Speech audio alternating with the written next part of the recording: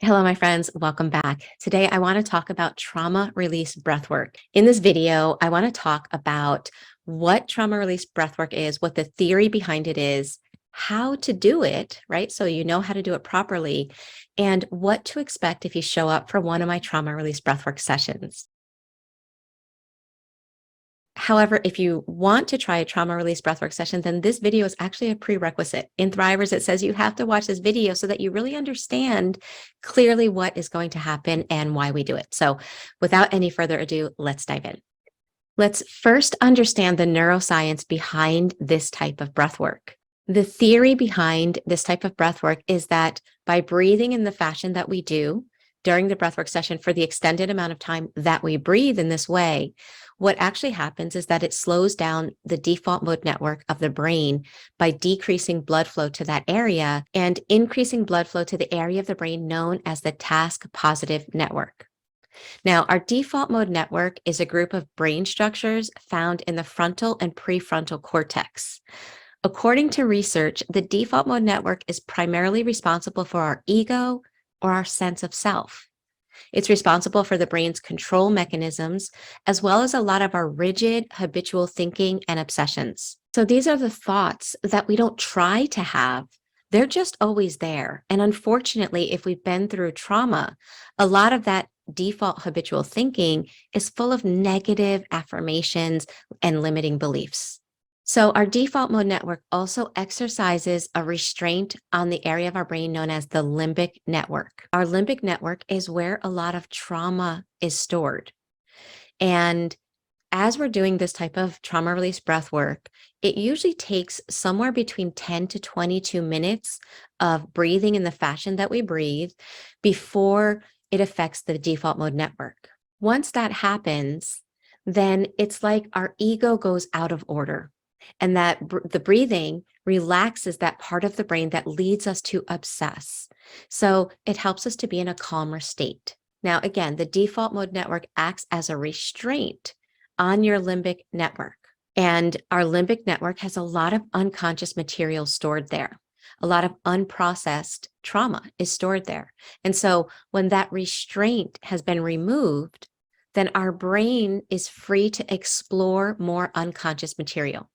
When this happens, childhood memories and many others that we've long forgotten can come up. Now, in our day-to-day lives, we normally suppress a lot of emotions and memories. In fact, our survival brain tends to compartmentalize them in the limbic network. So during breath work, our subconscious starts to release a lot of the things that have been suppressed and compartmentalized. So during a session, we welcome everything to come up, and often the deep circular breathing that we do creates physical and emotional symptoms that are intensified, which actually gives us an opportunity to process and release them. So that's the theory behind why we do this type of breath work, because it gives us that opportunity to allow things that are normally unconscious and compartmentalized to come up for processing. When we can process emotions, emotions are energy in motion. When they come up, rather than stifling them like we normally do, we can process them and release them. I'm going to talk a little bit more about how we process them in a moment. Let's first talk about two very important underlying principles that we really need to understand in order to do this breath work effectively. The first is we need to trust the process. We all have an innate guiding intelligence. There's this part of us that is always wanting healing, that is always moving in the direction of healing, whether physically or emotionally. So for example, if you get a cut, you don't have to consciously be aware of what your body needs to do to heal that cut. You have this innate guiding intelligence that knows what it needs to do to form a clot, what it needs to do to heal, what it needs to do to fight the infection and really move you towards healing. Well, the same thing happens to us emotionally. The problem is we get in our own way. And that's why it's so important to learn to trust the process. So when we trust the process, we don't come to a breathwork session saying, I'm going to process and release this. Because then we are consciously trying to guide our subconscious, right? We're trying to tell our subconscious what to do. when our subconscious has way more information, way more data available to it than our conscious mind.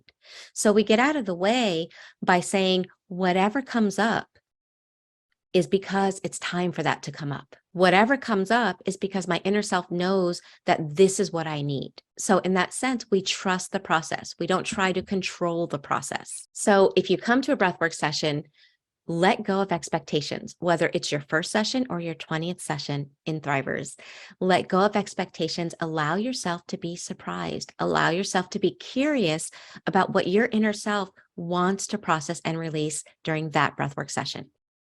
Now, as you trust, the next guiding principle is to surrender.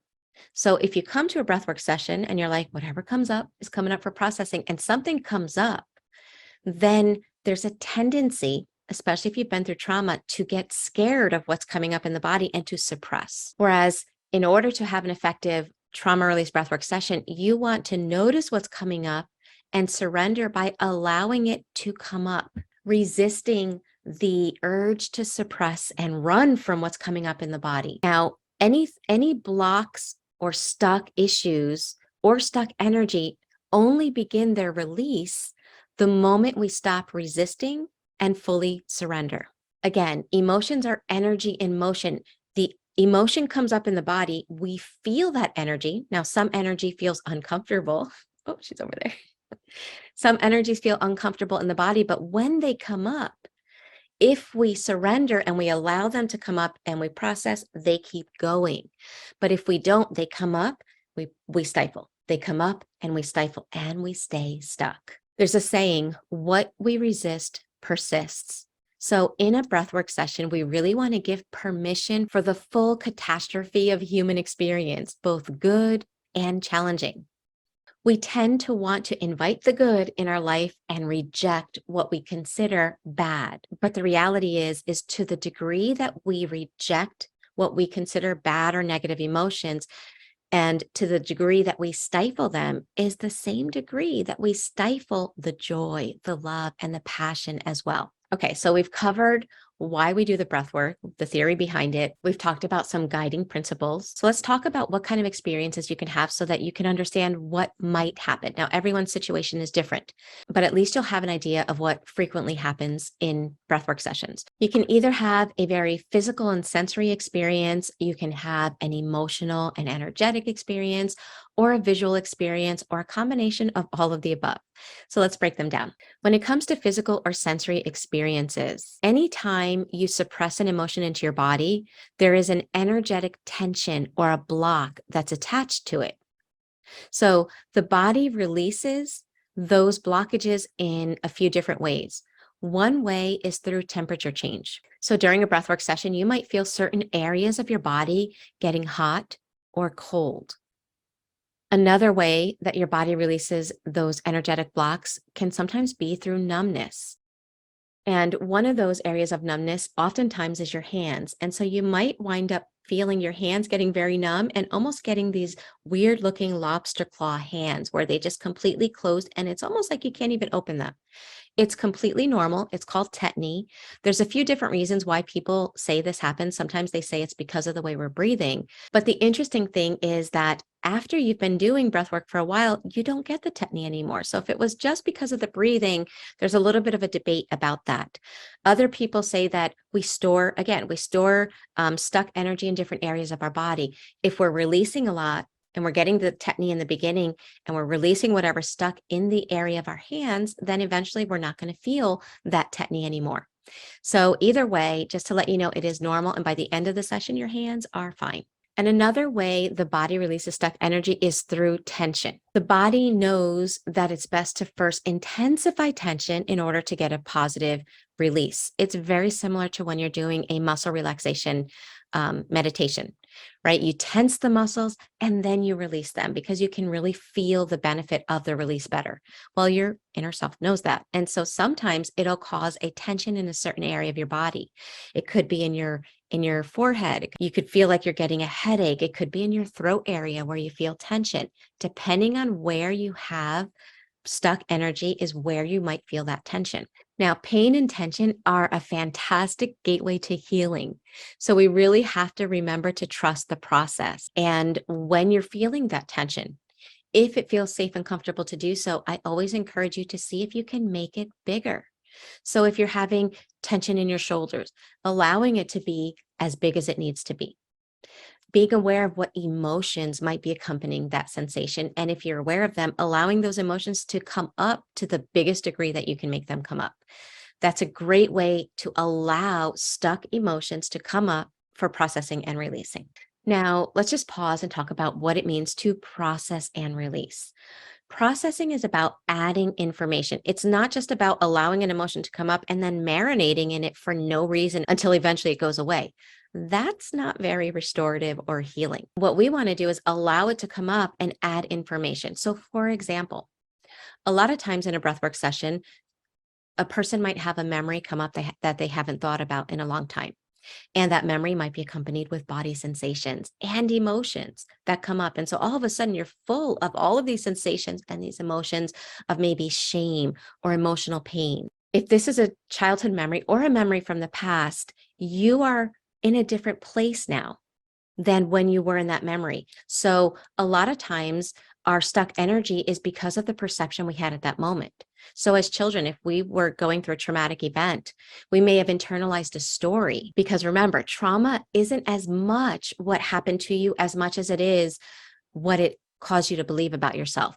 So we might have internalized a story that it's my fault, that I'm bad and I don't deserve anything good. Now, in childhood, those are intense emotions for a child to have to work through. And so it doesn't get processed. The brain stifles it, throws it into the limbic network and compartmentalizes it, and it's never processed. So it's stuck in the body. So during a breathwork session, all of a sudden that comes up for processing. And now we can see through different eyes that that never should have happened, that that was not the child's fault, that that child was an innocent party to something horrible that they had to go through.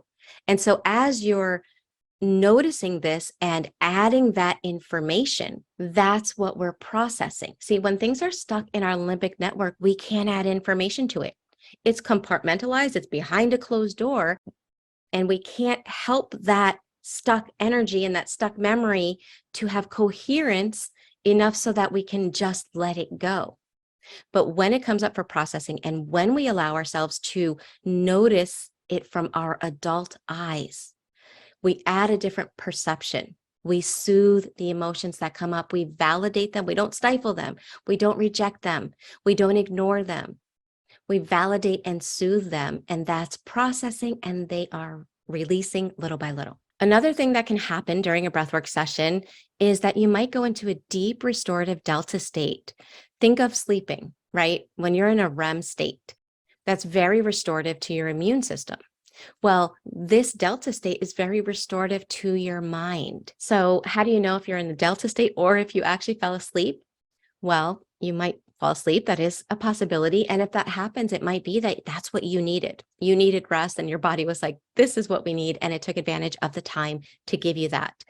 If you're in a delta state, however, you'll feel startled as if you woke up, but you won't feel that grogginess. Like, you know, when you take a nap and you wake up and you're kind of like still feeling like you're waking up. So you're a little bit groggy. Well, the delta state isn't like that.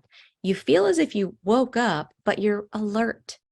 So when you're in that state, it's almost like you don't know how much time has passed. And so you might be surprised at how much time has passed. Another thing that can happen during a breathwork session is an emotional release. You might relive any experience from your childhood, a memory that you haven't thought about for a long time. And this could be from birth on. These are memories that are stored in the unconscious. If that happens, and obviously it's going to accompany a lot of emotions that in childhood you weren't ready to handle. If you can, and you feel safe enough to do so, the best way to experience a release is to make whatever emotions that are coming up with this memory, to make them as big as they can be. It's almost like you're saying, I see you. I understand why you felt that way. You're allowed to feel that. I'm here now. And I'm with you as you're feeling that. And it's just a really amazing way to be able to process an emotion as well as to emotionally support yourself, to really learn how to be there for the things that are going on inside that have been kind of cut off from you due to trauma and due to the fact that trauma likes to hide things from you. Now, at any point, if any of the emotions that are coming up feel too much, I'd like to encourage you, if possible, to lean into the emotion, to allow it to be as big as it needs to be. However, if at any point it's too much, you can always change your breathing. And once you stop breathing in the circular fashion that I'm going to show you in a few moments, then you'll come out of the process and you'll notice that whatever memory came up has gone right back into your limbic network. Okay, so some things to keep in mind when you're doing breath work in the beginning, especially in the beginning. But some things to keep in mind is that it's almost like there's a dance between mind and body. If you've been through trauma, you've probably lived a long time from the neck up. We live in our head, we ruminate, we're thinking about the past, we're thinking about the future. We're very rarely in the present, which is where the body is. And so learning to let go of the mind, to be in the body, can take a little bit of practice. So here are some tips that can help you if you feel like you're coming to breathwork sessions and you're not really, and not much is happening. Some people will drop into the process and will really feel things starting to happen right away. For other people, it takes a little bit longer. So just a reminder, to kind of lessen the default mode network takes a period of 10 to 20 minutes. So during that time, you might just be doing the breathing. Be patient and just allow yourself to be focusing on the breath work at least the first 10 to 20 minutes. And let's talk about how to do the breathing. Okay. The type of breathing that we do during trauma release breath work is called circular breathing. And it is an inhale and an exhale with no pause. So you're inhaling and exhaling without pausing. And we start I tell people the first 10 to 20 minutes, you do that out of your mouth, if you can. If you can't, that's okay. But honestly, the fastest way to drop into the process is to be inhaling and exhaling from your mouth without any pauses. And we do breathe slightly faster than we breathe normally. So this isn't meditative breathing or diaphragmatic breathing, where normally diaphragmatic breathing is inhaling maybe for the count of 4 and exhaling using your diaphragm, making your exhale longer. This is circular breathing, where your inhale and your exhale are relatively the same amount of time, but you are using your diaphragm. You don't want to be shallow breathing from your chest. So because we breathe in that fashion, some things that you're going to want to have is a glass of water, because the throat can get dry. I love to have that eye covering on because it really just blocks everything out and really helps me to be in my body. You might want to have a blanket because, again, if your body's going to experience hot and cold, you may want to be able to put it on when you feel cold and take it off if you feel hot. Something else that's helpful is headphones. Over-the-ear headphones are best because, again, it just helps to block everything else out around you. And just, again, we really want to learn to just be in our body. For anyone that comes and does trauma release breathwork with me on Sundays at 2:00 Eastern, if you do have a problem dropping in and you're like, nothing's happening, no matter what I do, like I don't, I hear everyone else's experience and I'm not really experiencing anything, then here are some tips. Remember that what you're experiencing, whatever you're experiencing, is your process. So if you feel like nothing's happening, you can ask yourself, well, what is that making me feel? Well, I'm frustrated, or I'm disappointed, or I'm angry.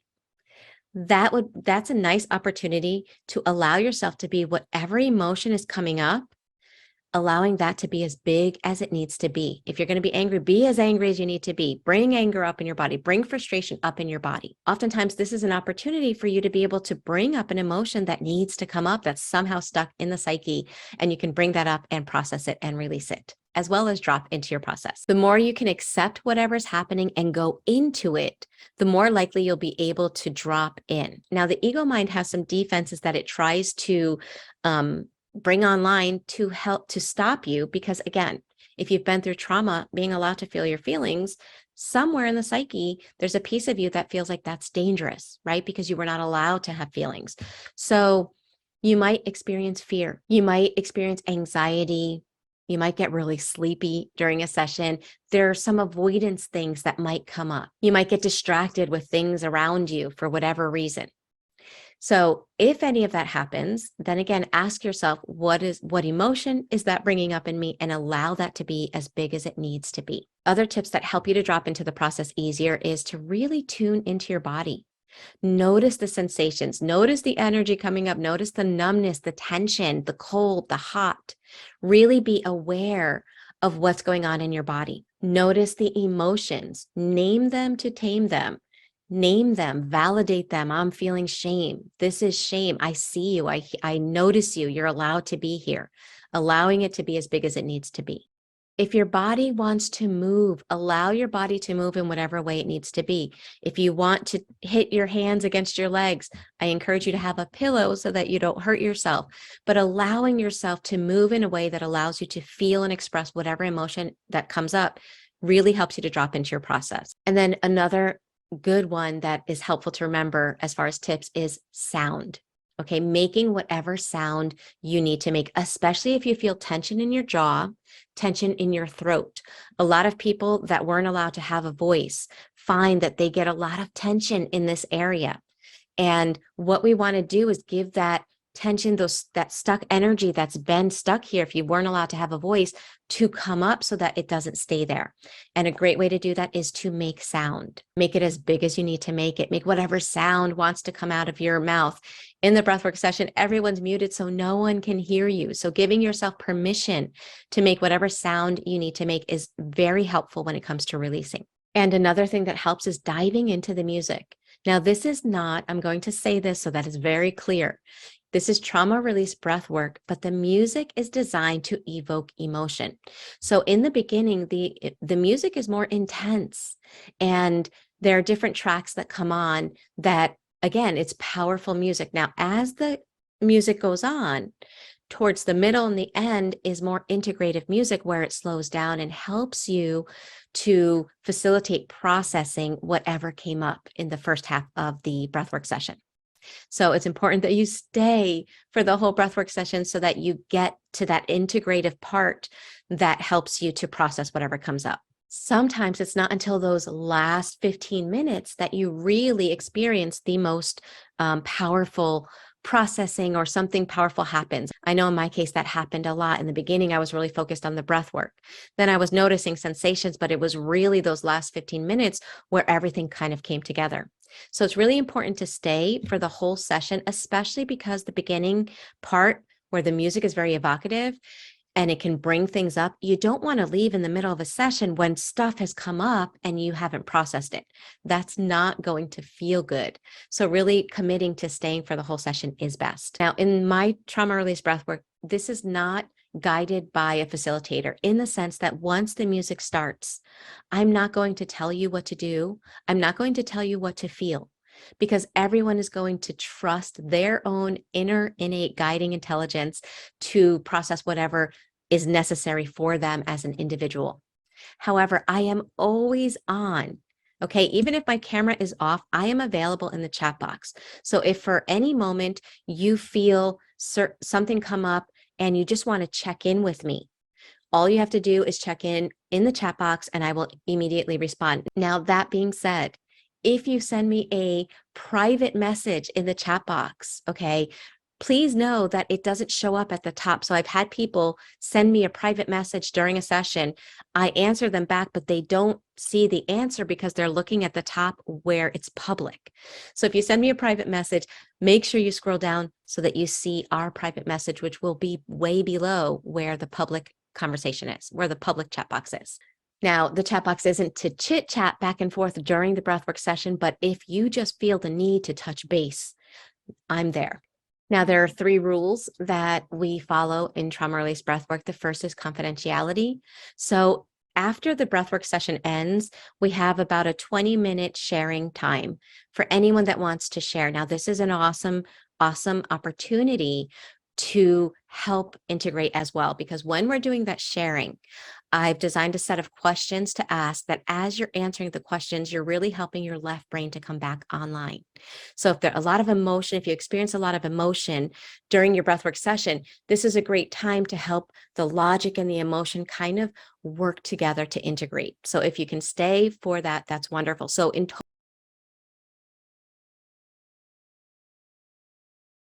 total. The trauma release breathwork session from starting to finishing is about an hour and a half. So the first rule is confidentiality. If during the sharing, people are sharing certain things about their process, you don't want to share that with other people on your social media in a way that could identify them, because that would breach confidentiality. The second rule is to do no harm. Even though we want to allow our emotions to come up, we don't want to harm ourselves, others, or property. So I know that's kind of self-explanatory, but it is something that I want to really state and make known. And then the last rule is that we just ask for anything political or religious to not be mentioned in the sharing circle, only because it's an international community and sometimes those topics can trigger people. So since we're working with emotion and trauma, we don't want to bring in other things that might be triggering to other people. Other than that, those are the only rules. There are some contraindications.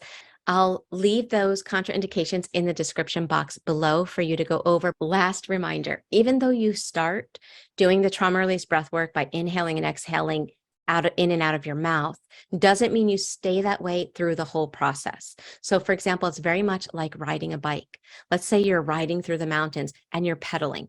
Let's imagine the pedaling being like our breathing. We're inhaling and exhaling out of our mouth, right? It's continuous, but eventually you're going at a certain speed where it's comfortable to not pedal and just enjoy your surroundings. Well, that's the same thing with the breath work. As you're breathing, the breath work is a tool to help you to drop into your process. It's not the end game. So eventually you're going to stop that breathing and just be noticing what's going on in the body, processing emotions that come up. You're going to be in your process, so to speak. Now, how do you know if you need to go back to the breath work? Well, just like riding a bike, eventually, if you don't pedal for a long time, the bike gets wobbly. Well, as you're in a breathwork session, it might be that you've been in your process for a while and you haven't been doing the circular breathing for a while. You might notice that your default mode network kicks on again. And how you notice that is you start to get thoughts about, what am I doing? Am I doing this wrong? What's happening? I don't notice anything. What am I going to eat? I'm hungry. What am I going to do later? Oh, I hear the neighbor. Oh, my dog is barking. You start really hearing the chatter once again. If you notice that chatter coming on, that's indication to start pedaling again or start going back to the circular breathing to bring you back into your process. Obviously, if you're releasing emotions, the last thing you want to be thinking about is how you're breathing, because it's going to take you out of your emotional process. So trust the process. Remember, the way past is always through. Whatever we resist will always persist. Let go of expectations. Let yourself be surprised. If you find yourself stuck in your head, move, make noise, name your emotions and allow them to come up and be as big as they need to be in your body, feeling the sensations, noticing the sensations, really immerse yourself into the music, which, by the way, if a song comes up that you really like, and then another song comes up that you really hate, really get in touch with what that makes you feel. If it makes you angry, this is an opportunity to make that anger be as big as it needs to be. If you hate the song, letting yourself feel that hate and letting that be as big as it needs to be can oftentimes be very, very helpful and powerful in releasing certain stuck emotions. Last reminder, the way to release body tension is to maximize it. So stay with the process until the end. Don't stop in the middle. And if you join us for the sharing circle, it'll really help you to integrate even more what you learned. And yeah, I do recommend that if you are new to this type of breath work, that you watch this video at least 3 times. So for the first 3 trauma release breathwork sessions, it really does help. It helps you to remember what to do. It really helps you. Once you've heard this 3 times, you're good. And yeah, I look forward to seeing anyone that wants to do any trauma release breathwork sessions Sundays at 2 Eastern. Eventually, I'm going to open up another day during the week, but for right now, it's just Sundays at 2 Eastern. And the link to join is in the description box below.